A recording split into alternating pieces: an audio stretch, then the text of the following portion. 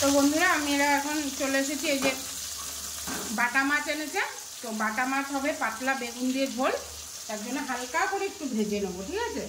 তো চলো মাছগুলো ভাজা করে আসছি।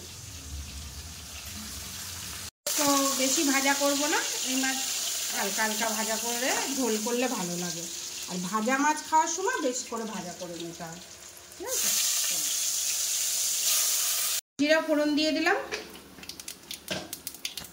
তো একবার এরকম বাটা মাছ বেগুন আলু দিয়ে কালো জিরা দিয়ে কাঁচা লঙ্কা দিয়ে বানিয়ে খাবে, দেখবে যা লাগে না। তো চলো বেগুন আলুটাকে ভালো করে ভেজে নিই। এই আলু বেগুনের সাথে সাথে ফেরে ফেরে কটা কাঁচা লঙ্কা দিয়ে দেবো। আমরা তো জানোই ঝাল খাই প্রচণ্ড, তাই জন্য একটুখানি ঝাল ঝালই করবো।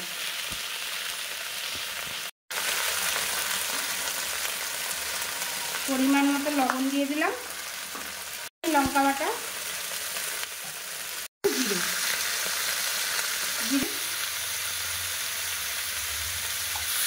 তো এর ভেতরে নামানোর আগে ধনে পাতা দেবো, ওই জন্য আর কিন্তু এক্সট্রা ধনে গুঁড়ো দিলাম না, ঠিক আছে। তো চলো এটাকে ভালো করে মশলাটাকে মিলিয়ে ভাজা করে নিয়ে আসছি। তো বন্ধুরা মশলা ভাজা হয়ে গেছে, এবার দিয়ে দিচ্ছি জল।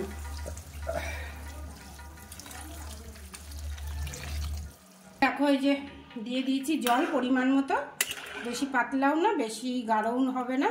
তো এবার বেগুনটা আলুটা গললে এর ভেতরে মাছটা দেবো, ঠিক আছে। তো হয়ে গেছে, ফুটে গেছে, এবার দিয়ে দিচ্ছি মাছগুলো। এবার এর সাথে সাথে ধনে পাতাটাও দিয়ে দেবো, ঠিক আছে। চলো বেশি শুকালে হবে না, হ্যাঁ। এই দেখো বেগুনের কালার চেঞ্জ হয়ে গেছে, মানে বেগুন গলে গেছে। তো এবার মাছটা একটু হবে চটজলদি ধনে পাতা দেওয়ার কায়দা। এইরকম একটা কাইচি অবশ্যই রান্নাঘরে রাখবে, তাই না।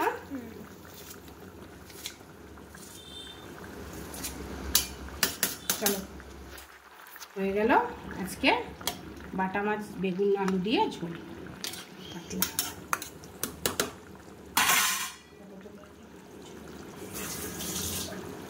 তো বন্ধুরা এখন হচ্ছে পাবদা মাছের রেসিপির জন্য কি কি লাগছে সেটা নিয়ে নেব।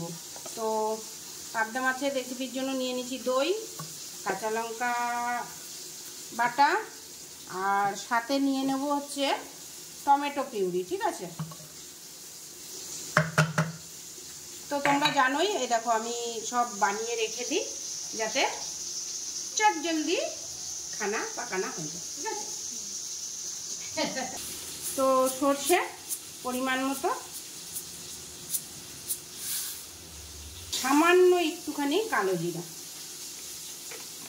আমি সর্ষে বাটা করি তখনই কিন্তু লবণ দিয়ে দিই, লবণও দিতে পারো, হলুদও দিতে পারো, ঠিক আছে, তাহলে তিতকুটে ভাবটা হয় না। তো আমি লবণ দিয়ে দিলাম, ব্যাস। তো চলো এটাকে পেস্ট করে নিয়ে আসছি। তো বন্ধুরা আজকে তোমাদের সাথে শেয়ার করতে চলেছি পাবদা মাছের সর্ষে বাটা ঝাল, ঠিক আছে। তো সর্ষে বাটা ঝাল অনেকে আছে পেঁয়াজ রসুন দিয়ে করে, তো আমাদের তো ঘরে জানোই মাছটা বেশি পেঁয়াজ দিয়ে খাওয়া মানে পছন্দ করে না কেউ, তাই জন্য পেলে নি রানবো, কিন্তু মাছটা একটু ভেজে নেবো আগে হালকা করে, পাবদা মাছটা। সামান্য কালো জিরা আগের থেকেই দিয়ে দিলাম, প্রচণ্ড ফাটে তাই জন্য একটু দিয়ে ঢাকা দিয়ে দিতে হবে, ঠিক আছে। করে নিয়েছি, কিন্তু সর্ষের এই যে ছিকলাগুলো এগুলো দেবো না, ঠিক আছে। তো এগুলো দিলে অনেকের আছে পেট ব্যথা করে, গ্যাস হয়, তার জন্য খালি ব্যাটারটাই দেবো, তার জন্য ব্যাটারটা ছেঁকে নিচ্ছি। তোমরা এরকম করে খাবে, দেখবে একদম ভালো হবে আর ক্রিমিও হবে, ঠিক আছে। আর এর ভেতরে কিন্তু দিয়ে দিয়েছি সর্ষে, দই, সব তো বলেইছিলাম, তাও একবার বলে দিলাম। তো চলো, আর এই যে এর ভেতরে নিয়ে নিয়েছি কিন্তু 1 চামচ জিরের গুঁড়ো, লঙ্কা, কাশ্মীরি রেড চিলি পাউডার, হলুদ, লবণ সব নিয়ে নিয়েছি বাটিতে। এই যে সর্ষের ছাবড়া, হ্যাঁ, এগুলো খেলে কিন্তু পেট ব্যথা করে, ঠিক আছে। তো ওই মাঝে মাঝে তো করাই হয়, আবার মাঝে মাঝে এগুলো আর পাবদা মাছে এটা না দেওয়াই ভালো।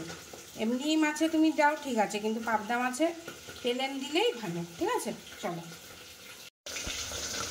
তো এই যে মাছটা দেখো সুন্দর ভাজা হয়ে গেছে, দেখতেই পাচ্ছ। মশলাটা দিয়ে দিলাম, কিন্তু বেশি জোরে তোমরা জাল দেবে না, হ্যাঁ, একদম। আর একটুখানি জল লাগবে। আর বেশি কিন্তু কি বলে সর্ষে বাটা আমরা ভাজি না। আমি জানি না কে কীরকম খাও, তোমরা যদি মনে করো যে সর্ষে বাটা দিয়ে ভেজে রান্না করলে ভালো লাগবে, কিন্তু আমরা ওরকম করি না। তো চলো এর ভেতরে আর একটুখানি জল দিয়ে দেবো যাতে মাছটা ভালো গলে যায়।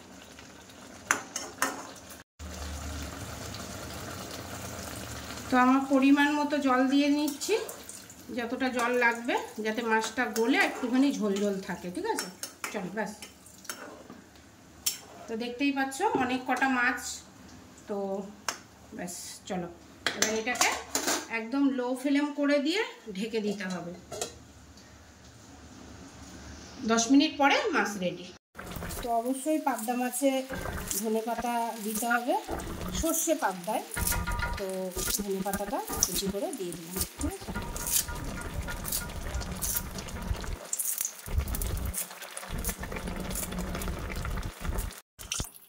তো আর একটুখানি শুকাবে মাছটা, এবারে রেডি হয়ে যাবে। দেখো পাবদা মাছ রেডি। আর যা সুন্দর গন্ধ বেরাচ্ছে তোমাদেরকে আর কি বলবো। তো অবশ্যই এরকমভাবে একবার পাবদা মাছ রান্না করে খেয়ে দাও। তেল খাবি না তুই? একটু একটু ভালো বলছি। তো বন্ধুরা আজকে দুপুরে আমি হেভি খাবার খাচ্ছি। হেভি খাবার মানে বুঝতেই পারছো, মানে হেভি খাবার মানে লিখছি একদম। পাবদা মাছের ঝোল, ভাজা, পার্শে মাছ কি না বাটা মাছ ভাজা, পার্শে বাটা আছে, ওটা কত তোমার দেওয়া থাকবে না, আমি নিজে এনে খাবো। আচ্ছা ঠিক আছে, স্যালাড। আর এই যে একটু গোটা রিমির থেকে মাংস ভেঙে নিয়েছি। আর মাটন বেশি খায় না। হ্যাঁ, একজন একটা যে গিট্টিটা নিয়েছি। চলো